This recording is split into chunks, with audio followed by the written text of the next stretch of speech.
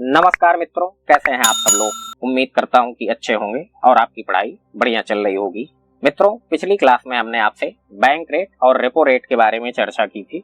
तो आइए आज हम लोग इसी क्रम में आगे बढ़ते हुए अपनी नई रेट को देखते हैं, नई दर को देखते हैं। तो आज की रेट है हमारी RRR, राइज रोर रिवोल्ट। ये नहीं है इसका फुल फॉर्म, ठीक है। जो अभी मूवी आई थी, उम्मीद है आप लोगों ने देखी होगी, शानदार मूवी है राजामौली सर की। इसका पूरा नाम है फिलहाल reverse repo rate. Repo rate, reverse repo rate. आइए इसकी परिभाषा को पहले अच्छे से समझते हैं, क्योंकि परिभाषा को ही समझने में बहुत सारे लोग बहुत बड़ी गलती कर देते हैं। आइए ध्यान देते हैं। ब्याज की वह दर, ब्याज की वह दर जिस पर रिजर्व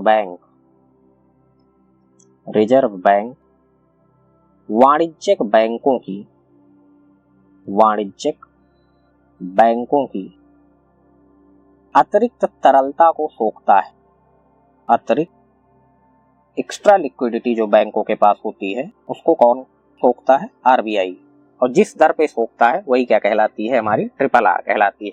अतिरिक्त तरलता को सोखता है, एब्जॉर्ब करता है, अवशोषित करता है। RRR के अंतर्गत, फुल फॉर्म वही है, RRR के अंतर्गत रिजर्व बैंक सरकारी प्रतिभूतियों, गवर्नमेंट सिक्योरिटीज, सरकारी प्रतिभूतियों, GSEC कहा जाता है, ऐसे GSEC, सरकारी प्रतिभूतियों की पुनर्खरीद के वादे के आधार पर रेपो रेट जैसा कुछ मामला आपको नजर आ रहा होगा। पुनर्खरीद के वादे के आधार पर वाणिज्यिक बैंकों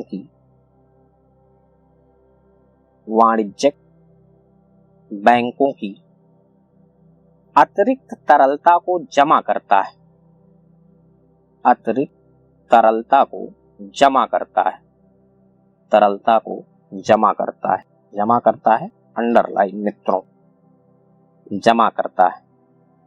ये शब्द ध्यान दीजिएगा कि जमा करता है। आप कई जगह पढ़ते होंगे, कई नोट्स या बुक में आपने देखा होगा कि RBI जिस दर पर वाणिज्यिक बैंकों से उधार लेता है, RBI क्या काम करता है कि जिस दर पर वाणिज्यिक बैंकों से उधार लेता है, ये भाषा, ये लैंग्वेज सरासर गलत है। भाई अगर उधार लेगा तो फिर किस बात का केंद्रीय बैंक, सेंट्रल बैंक किस बात का? केंद्रीय बैंक अपने से नीचे बैंकों से उधार क्यों लेगा? क्या आपने कहीं ऐसा पढ़ा है या कहीं आपने लिखा देखा है कि RBI आम जनता को उधार देता है? जब उधार देता ही नहीं है तो लेगा क्यों? अगर उधार देता होगा तब तो ये बात समझ में आती कि कहीं ना कहीं से पैसे का जुगाड़ करके वो कर्जा लेगा, उधार लेगा, इस तरीके से। बात क्लियर हुई? लेकिन जब वो डायरेक्ट आम जनता को पैसे देता ही नहीं है तो काहे को लेगा? और दूसरी बात आप समझिए कि RBI भारत में सबसे ज्यादा मुनाफा कमाने वाला बैंक है। इतना ज्यादा सरप्लस है कि सरकार भी उसे लेना चाहती है, जिसको लेकर कोविड-19 के दौरान अच्छा खासा विवाद हुआ था। इस तरीके के आरोप विपक्षी पार्टियों द्वारा लगाए जा रहे थे कि सरकार ने डाका डाल दिया वगैरह वगैरह, ठीक है। तो अब उस विवाद में मैं नहीं जाऊंगा। तो ये चीज है। अब सोचिए ध्यान से कि कहने का मतलब ये है कि जो व्यक्ति सर्वोच्च है वो अपने से नीचे वाले से उधार ले, इस प्रकार की कोई व्यवस्था बनाई ही नहीं जाती है, क्योंकि अपेक्षा ही नहीं की जाती है। मान लीजिए कि अंबानी जी अपने यहाँ जो काम करने वाला आदमी है, उनके यहाँ का कोई कर्मचारी, उससे पैसा उधार लेते हैं। उनको कोई समस्या आती है मान लीजिए, या किसी भी कारणवश से वो किसी कर्मचारी से कहते हैं कि हमको भैया 5 लाख रुपए दे दो। तब वो आदमी ऊपर से तो भले खुश हो जाए, वो कहेगी अरे सर आपकी सेवा करने का अवसर मिला तो ये तो मेरा अहोभाग्य है, ये ऊपर से ही कहेगा। लेकिन वो अंदर ही अंदर वो पूरा प्रसन्न होगा, और हो सकता है गाली वाली भी दे कि हमसे पैसा मांग रहे हैं, बताओ इतने बड़े आदमी पता नहीं क्या काम करते हैं। और फिर वो खुश इस बात से होगा कि अब तो भाई मैंने पैसे दिए हैं, तो अब अंबानी साहब हमसे उतना ज्यादा काम नहीं करवा पाएंगे, उतना ज्यादा रेगुलेट नहीं कर पाएंगे मुझे। तो यही काम सेम टू सेम आरबीआई का है। अब अगर आरबीआई बैंकों से पैसे ले लेगा उधार, तो वो बैंकों को रेगुलेट कैसे करेगा? ये बात क्लियर हुई आपको? तो ये जो भाषा है ये गलत है। इस भाषा का इस्तेमाल मुझे उम्मीद है अब आप नहीं करेंगे। जो कोई करता है उससे यही काउंटर क्वेश्चन करिएगा, तो उसके फिर हो सकता है चेहरे के रंग उड़ जाएं। बहरहाल वापस आते हैं। मैंने कहा कि जब आरबीआई बैंकों का धन जमा करता है तो ये सरकारी प्रतिभूतियों के पुनर्खरीद के वादे के आधार पर करता है। तो कहने का मतलब यह है कि जब आरबीआई बैंकों का धन जमा करेगा तो वह सरकारी प्रतिभूति जो होगी जीसेक, उसको किसे देगा? जीसेक वो देगा बैंकों को। बोलेगा ये रखो आप, जैसे तुम मेरे से उधार लेते हो तो तुम रखते हो, वैसे तुम मेरे पास जमा करा रहे तो मैं तुम्हारी सेफ्टी के लिए ये तुम्हें दे रहा हूं, जिनको मैं वापस ले लूंगा, रीपरचेज कर लूंगा। यही शब्द आया। तो आरबीआई उन बांडों को खरीदने का क्या करता है? वादा करता है। तो मुझे उम्मीद है आपको ट्रिपल आर अर्थात रिवर्स रेपो रेट समझ में आ गई होगी। अब आइए यह समझने का प्रयास करते हैं कि रिवर्स रेपो दर को परिवर्तित करने पर क्या प्रभाव पड़ता है। परिवर्तित करने में दोनों बातें शामिल हैं, यहाँ पे बढ़ाना और घटाना। आइए सबसे पहले देखते हैं कि जब ट्रिपल आर को बढ़ाया जाता है, ट्रिपल आर को इंक्रीज किया जाता है तो क्या होता है। अब देखिए ट्रिपल आर को अगर इंक्रीज किया जाएगा तो बैंकों को यह विचार आएगा कि रिजर्व बैंक हमें ज्यादा ब्याज दे रहा है, मोर इंटरेस्ट दे रहा है, ज्यादा ब्याज। तो वो क्या काम करना चाहेंगे? वो ये काम करना चाहेंगे कि अपना ज्यादा से ज्यादा धन आरबीआई के पास जमा करवाना चाहेंगे, लेकिन ये एक निश्चित मात्रा में ही करवा पाएंगे। ऐसा नहीं है कि अपना सारा का सारा पैसा वो आरबीआई के पास जमा करवा दें अधिक ब्याज लेने के लिए, नहीं तो फिर आगे दिक्कत हो जाएगी ना। अब अगर मान लीजिए कि उन्होंने ठीक ठाक अमाउंट में अपना पैसा जमा करवा दिया आरबीआई के पास, तो उससे क्या होगा कि जो लिक्विडिटी अर्थात तरलता का स्तर है वो कम हो जाएगा, तरलता का स्तर कम हो जाएगा।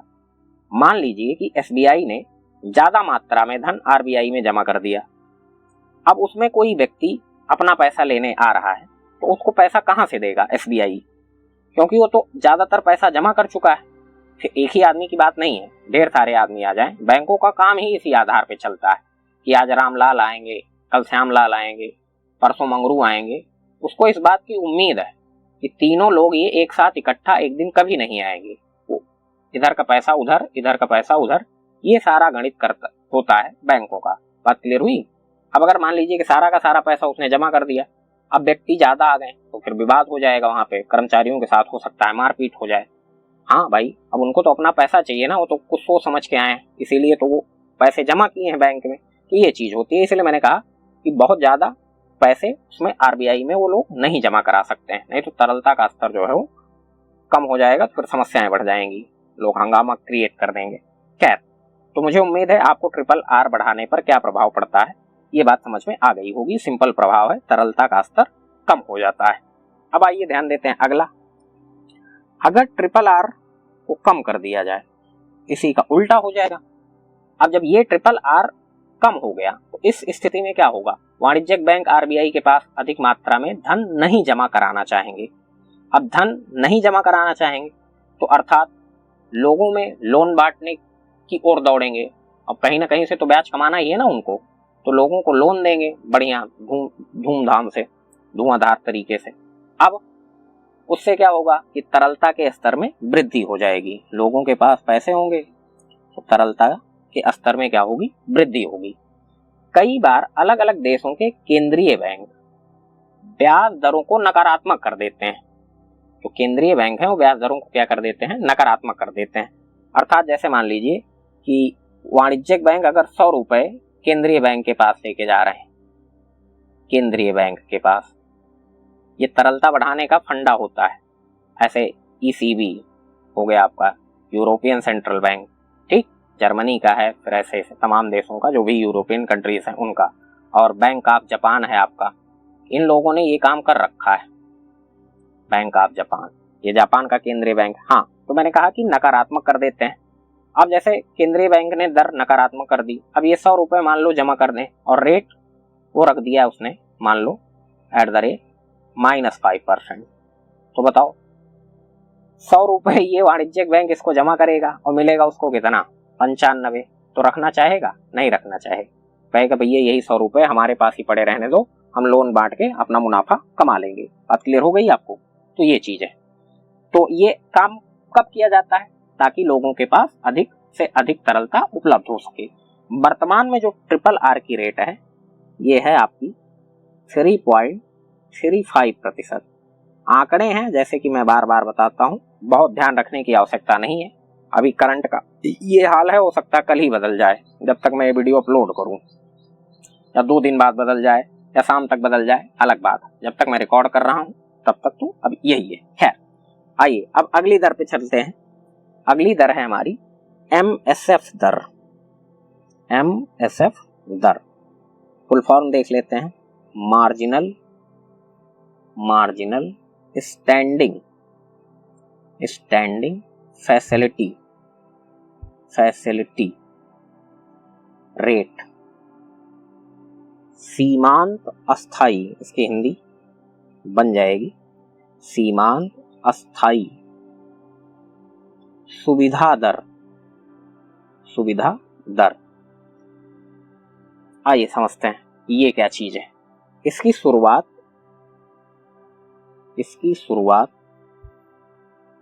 2011-12 से हुई। 2011-12 में RBI द्वारा की गई।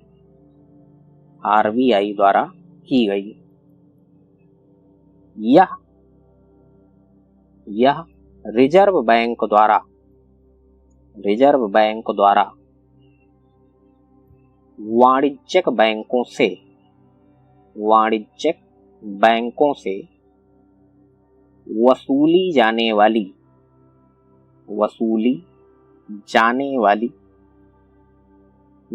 वाली एक ओवरनाइट रेपो रेट, आप पढ़ चुके हो ओवरनाइट, लेंडिंग रेट है। अर्थात एक दिन के लिए वाणिज्यिक बैंक RBI से उधार ले सकते हैं। बात क्लियर हुई? वर्तमान में अभी करंट में वर्तमान में वाणिज्यिक बैंक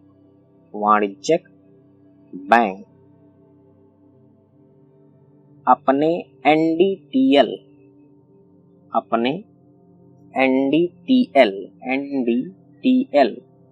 के 3% तक ओवरनाइट के लिए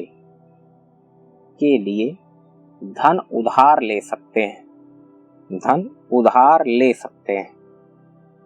पहले जब स्टार्ट किया गया था इसको 2011-12 में, तो पहले 1% था, फिर 2% हुआ। कोविड-19 के दौरान और अभी वर्तमान तक ये 3% चल रहा है। अगर RBI इसको फिर से रीअरेंज करेगा तो ये 2% तक चला जाएगा। यहाँ पे ध्यान देना है हमको अब आगे कि जो हमारी MSF दर होती है, यानी ये हमेशा रेपो दर से बड़ी होती है। बात क्लियर हुई? आपको पढ़ाया गया है कि रेपो दर में भी ओवरनाइट के लिए उधार ले सकते हैं, लेकिन उसमें आप याद करिए तो NDTL का कितना आप ले सकते हैं ओवरनाइट में, 0.25% इतना, जबकि यहाँ पे कितना ले रहे हैं आप, 3%। इससे ज्यादा चाहिए आपको तो आपको किसकी सहायता लेनी पड़ेगी, किसका सहारा लेना पड़ेगा, MSF दर का। ज्यादा होने की वजह से कई बार इसे पेनाल्टी रेट भी कह दिया जाता है। जो MSF दर है उसे कौन सी दर कहा जाता है, पेनाल्टी रेट, दंडात्मक दर। बात क्लियर हुई? तो आइए अगले दर की ओर चलते हैं। अगली दर है हमारी BPLR benchmark prime lending rate. Benchmark का मतलब आप समझ रहे हैं? जैसे मान लीजिए कि कोई आदमी मैथ्स में 100 में 100 नंबर लेके आता है, तो वो एक बेंचमार्क होगा। बात क्लियर हुई? इतना कठिन नहीं है, अगर कोई आदमी ला सकता है तो अगले आदमी के मन में ये परसेप्शन बनेगा कि वो ला सकता है तो हम भी ला सकते हैं। भाई ये वो एक बेंचमार्क बन गया, उसने 100 में 100 प्राप्त किए तो वो क्या है, बेंचमार्क है। तो लोग उसको भी तोड़ने की कोशिश करेंगे। फिलहाल अब क्या ही टूटेगा, वो तो 100 में 100 फिक्स ही है ना। अब 100 में किसी को 110 नंबर थोड़ी मिल जाएगा। तो ये चीज है, कोई चीज ऐसी जो यूनिक हो तो वो बेंचमार्क कहलाती है। अब जैसे सचिन ने 100 शतक मारे हैं पूरे अंतरराष्ट्रीय क्रिकेट में, तो वो एक क्या है, बेंचमार्क है, कीर्तिमान है ये। फिलहाल वापस आते हैं यहाँ पे, ये बीपीएलआर क्या चीज है, बेंचमार्क प्राइम लेंडिंग रेट। तो इसे पीएलआर भी कहा जाता है। पीएलआर अर्थात यही प्राइम लेंडिंग रेट, इसका पूरा नाम हो जाएगा प्राइम लेंडिंग रेट भी कहते हैं, इसे पीएलआर भी कहते हैं। इसे 2003 में आरबीआई द्वारा पेश किया गया था,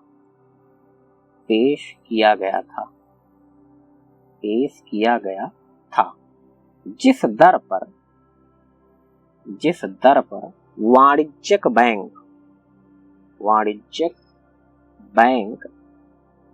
अपने उन ग्राहकों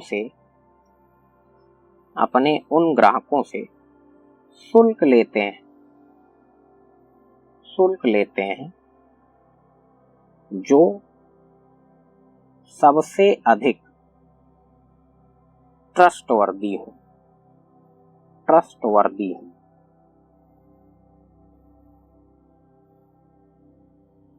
अर्थात अच्छे उधारकर्ता से वसूली जाने वाली ब्याज दर।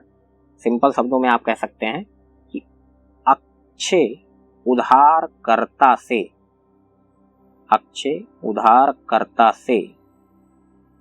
वसूली जाने वाली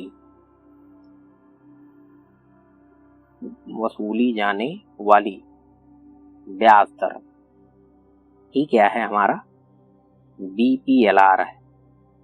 अच्छे उधारकर्ता का मतलब आप समझ रहे होंगे, मुझे उम्मीद है, जो टाइम से बैंकों के पैसे चुका दें, जिनका पिछला रिकॉर्ड अच्छा रहा हो, बला बला ये सब। कुल मिला के बीपीएलआर एक बैंक की अपनी ब्याज दर होती है, जिसमें वह ग्राहकों के ऊपर लागू करता है। 2003 के पहले आरबीआई जो दर बताता था वही बैंक लागू करते थे। 2003 में आरबीआई ने इस रेगुलेशन को हटा दिया, तभी से बीपीएलआर का कॉन्सेप्ट आया। आप देखते हैं कि अलग अलग बैंकों की अलग अलग दरें होती हैं, क्योंकि उनके बीच प्रतिस्पर्धा होती है। तो आप वही बैंक खोजेंगे ना जिसकी दर कम हो। बात क्लियर हुई? अब आइए आगे बढ़ते हैं, अगली दर पे हम लोग चलते हैं, जिसको हम लोग कहते हैं बेस रेट। हेडिंग डाल लीजिए आप लोग, मैं थोड़ा सा पानी पी लेता हूं।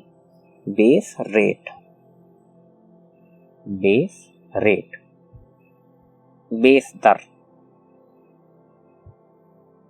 बेस दर क्या है, आइए मित्रों समझने का प्रयास करते हैं ढंग से।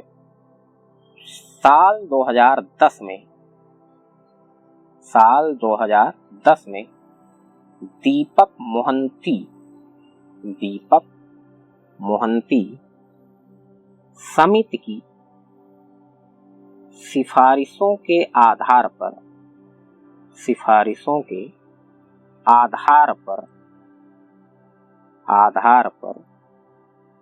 बेस रेट की अवधारणा को शुरू किया गया।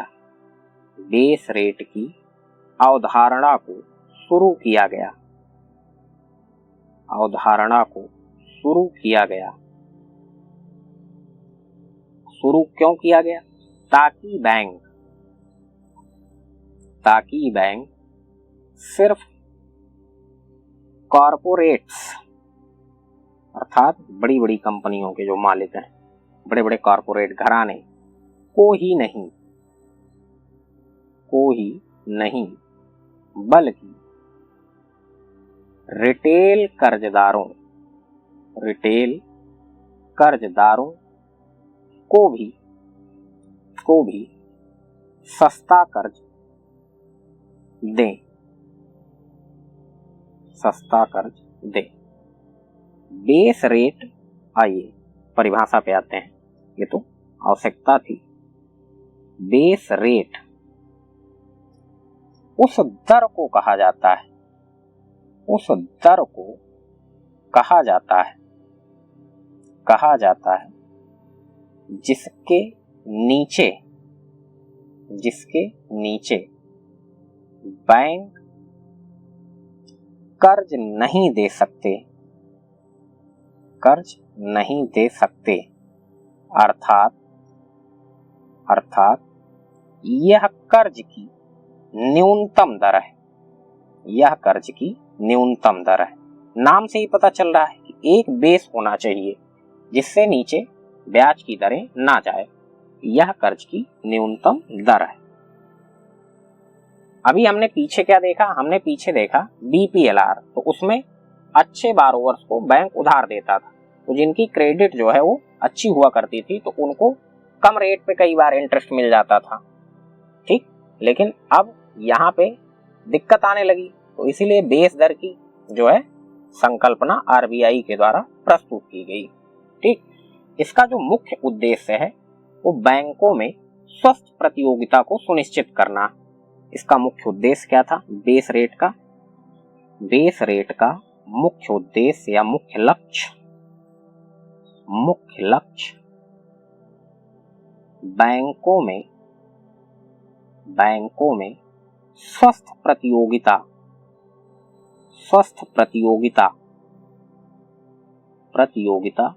को सुनिश्चित करना था।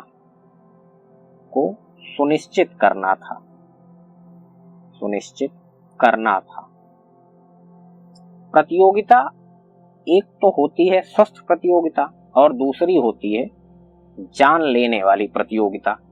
जान लेने वाली प्रतियोगिता का क्या मतलब है? तो जैसे आप ध्यान रखिए कि मान लीजिए, मैं एक एग्जांपल लेता हूं आपके लिए। एक गांव में अगर अगल बगल एक ही चीज की दुकान हो, ध्यान देना आप, एक ही चीज की दुकान है, तो ऐसा होगा कंपटीशन के चलते, प्रतियोगिता के चलते, कि एक दुकानदार अपना रेट कम करता है तो फिर उसको देखते हुए अगला अपना कम करता है, फिर अगला भी अपना और कम करता है। इस तरीके से दोनों लगातार अपना रेट कम करते जाते हैं, तो एक स्थिति ऐसी आ जाएगी कि लागत ही नहीं निकलेगी। तो ये प्रतिस्पर्धा अच्छी थोड़ी हुई, इसमें तो दोनों लोगों का नुकसान होने लगा ना। ऐसा कई बार क्या होता है कि गांव के पट्टीदारों के संदर्भ में भी ऐसा होता है। हम लोग 11th में थे तो हमारे प्रिंसिपल सर हैं गोविंद सिंह जी, तो एक बार बताए थे हम लोगों को, उनसे भी किसी ने कहा था कि असली पट्टीदार वही होता है जो अपना 1 रुपए का नुकसान करवा ले। उनकी बातें मुझे याद है, 1 रुपए का नुकसान करवा ले परंतु अगले वाले को 10 पैसे का फायदा ना होने दे। बात क्लियर हुई? अब इस तरीके की जब मानसिकता रखने वाले लोग हैं और इस तरीके की प्रतिस्पर्धा रखने वाले लोग होंगे तो यही कहलाती है जानलेवा, गला काट प्रतियोगिता है ये। अब यही प्रतियोगिता के चलते आप देखिए कि बच्चों में भी दबाव आपका बढ़ता जाता है। कंपटीशन इतना ज्यादा हो चुका है, बच्चे एक दूसरे को पीछे करने में लगे हैं। इसीलिए हमारी एजुकेशन पॉलिसी को चेंज किया था इन सभी मुद्दों से थोड़ा सा निजात पाने के लिए। अब समस्याएं हो जाती है ना, आदमी तनाव में ग्रस्त हो जाता है तो बहुत बड़ी समस्या आ जाती है कई बार। तो इसीलिए कहा जा रहा है कि ये गला काट प्रतियोगिता है, जानलेवा प्रतियोगिता है। फिलहाल बैंकों की प्रतिस्पर्धा पर हम लोग ध्यान देते हैं। ये तो प्रसंग आ गया तो मैंने बता दिया, सर की बात मुझे याद आ गई। बैंकों की स्थितियां क्या होती हैं कि अलग होती हैं। बैंक दोनों तरफ प्रतियोगिताएं करते हैं। बैंक क्या करते हैं? दोनों तरफ प्रतियोगिताएं, एक तो जमाओं के दौरान और दूसरे जब लोन बांटेंगे तब भी, दोनों ओर इनकी प्रतियोगिता होगी। अब जमा के स्तर पर कौन सा बैंक जीतेगा? जो सर्वाधिक क्या देगा? ब्याज देगा। सर्वाधिक ब्याज देने वाला बैंक क्या करेगा? जीत जाएगा। और लोन के स्तर पर कौन सा बैंक जीतेगा भाई? जो सबसे न्यूनतम ब्याज दर लेगा, सबसे न्यूनतम ब्याज दर लेगा। तो इस प्रक्रिया में क्या हो रहा है कि बैंकों का ऑपरेशनल लॉसेस होगा, ऑपरेशनल नुकसान हो रहा है उनका, क्योंकि मुख्य काम तो यही दोनों है ना, जमा करना और लोन करना। जो पैसे जमा होते हैं उन्हीं के जरिए लोन बांटा जाता है। हमने आपको इसीलिए बैंक और आरबीआई मैंने शुरुआत में पढ़ा दिया था, ताकि ये बैंक और आरबीआई का कॉन्सेप्ट आपको समझ में आ जाए। कुछ बातें हैं एनडीटीएल जीडीटीएल वगैरह, उसको समय आने पर पढ़ा जाएगा, उसके लिए आप तनाव मत लीजिएगा। आज भी एनडीटीएल शब्द आया है, आज भी हो सकता है कुछ लोग सोच रहे हैं कि सर कहे थे एनडीटीएल आगे पढ़ेंगे, तो समय आएगा तो पढ़ा दिया जाएगा। फिलहाल तो मैंने आपसे कहा कि सर्वाधिक ब्याज के जमाओं के स्तर पर वो बैंक जीत जाएगा जो सर्वाधिक ब्याज देगा, और लोन के स्तर पर वो बैंक जीतेगा जो सबसे न्यूनतम ब्याज दर लेगा। तो इस प्रक्रिया में क्या हो रहा है कि ये अगर खाई ये बढ़ती जाएगी, तो ये अगर खाई बढ़ती जाएगी तो बैंकों को क्या होगा, ऑपरेशनल लॉसेस होंगे, बैंक घाटे में जाएंगे, दिवालिया हो सकते हैं। इसी स्थिति को रोकने के लिए बेस रेट की अवधारणा लाई गई कि एक न्यूनतम दर ऐसी बना दी जाए जिसके नीचे बैंक कर्ज दे ही ना पाए। अब इसकी गणना करने वाले पोर्शन में मैं नहीं जाऊंगा, फिर भी एक मुख्य बात है जिसको समझना अति आवश्यक है ताकि हम लोग MCLR से इसकी तुलना कर सकें। आइए ध्यान देते हैं वो क्या है। इन सब बातों के अलावा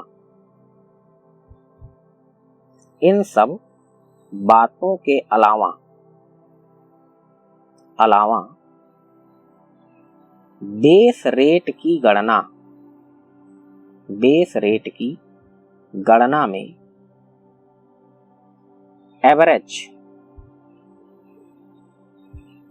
कॉस्ट ऑफ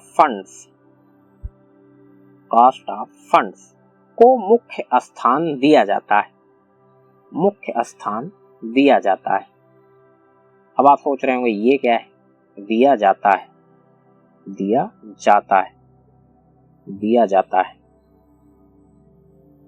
कौन क्या है, एवरेज कॉस्ट ऑफ फंड्स। तो बैंक को जो फंड्स मिले हैं उसकी औसत लागत क्या रही है, जो भी फंड्स उनको मिले हैं। जैसे जो पैसा हम लोग जमा करते हैं तो वही तो बैंक का फंड्स कहलाएगा, है कि नहीं यार। और सबकी दरें भी क्या होती हैं, अलग अलग होती हैं। जैसे FD की दर अलग होगी, RD की दर अलग होगी, सेविंग अकाउंट्स, करंट अकाउंट्स, इनकी सबकी दरें अलग अलग होंगी, सीनियर सिटीजन्स की रेट्स अलग अलग होती है। तो इन सब का औसत क्या पड़ रहा है, वही क्या होता है, मेन होता है। उसी को मुख्य स्थान दिया जाता है किसकी गणना करने में, बेस रेट को तय करने में। इसके कारण कुछ समस्याएं उत्पन्न हुई। जैसे जितना RBI रेपो दर में चेंज करता है उतने बैंक नहीं कर पाते हैं ब्याज दरों में। कारण क्या है कि उनके पास पीछे का पैसा होता है जो ज्यादा दरों पर लिया गया होता है और जिसकी वजह से औसत ऊंचा रहता है। अगर मान लीजिए कि आज रेपो दर को कम कर दिया जाए, तो आज के बाद की जो नई जमाएं आएंगी तो फिर समस्या नहीं हो जाएगी। अब रेपो दर अब कम हो गई तो नई जमा जो आ रही है तो उस पर कम किया जाएगा, जबकि पैसा पीछे का पड़ा हुआ है तो बैंक उतनी ब्याज दर कम नहीं कर पाते थे। अतः बेस रेट की संकल्पना ये कहा जा सकता है, चलिए मैं लिख देता हूं, अतः इंपॉर्टेंट पॉइंट्स हैं। मैं कोशिश कर रहा हूं कि आप नोट्स जैसे मैं बोल रहा हूं उस हिसाब से बनाएं। जो भी मैं लिख रहा हूं उसको आप अनिवार्य रूप से लिख लें। बाकी जो बातें समझाई जा रही हैं उनको भी आप नोट कर लें, साइड में हो सकता है आपको काम आ जाए कहीं ना कहीं। अतः बेस रेट की संकल्पना रेपो रेट की कटौतियों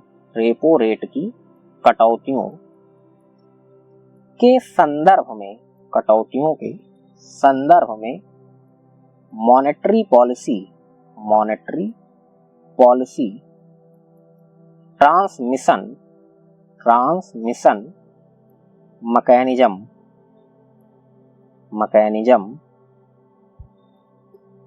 के ठीक से लागू होने में एक बाधा का कार्य कर रही थी। इसी कारण से RBI द्वारा MCLR की अवधारणा को लाया गया। अब ये MCLR क्या है इसको हम लोग नेक्स्ट क्लास में जानेंगे। तो मुझे उम्मीद है आपको ये सारे कॉन्सेप्ट अच्छे से समझ में आ गए होंगे और आपसे अनुरोध है कि चैनल को सब्सक्राइब करना ना भूलें और ज़्यादा से ज़्यादा लोगों के साथ शेयर करें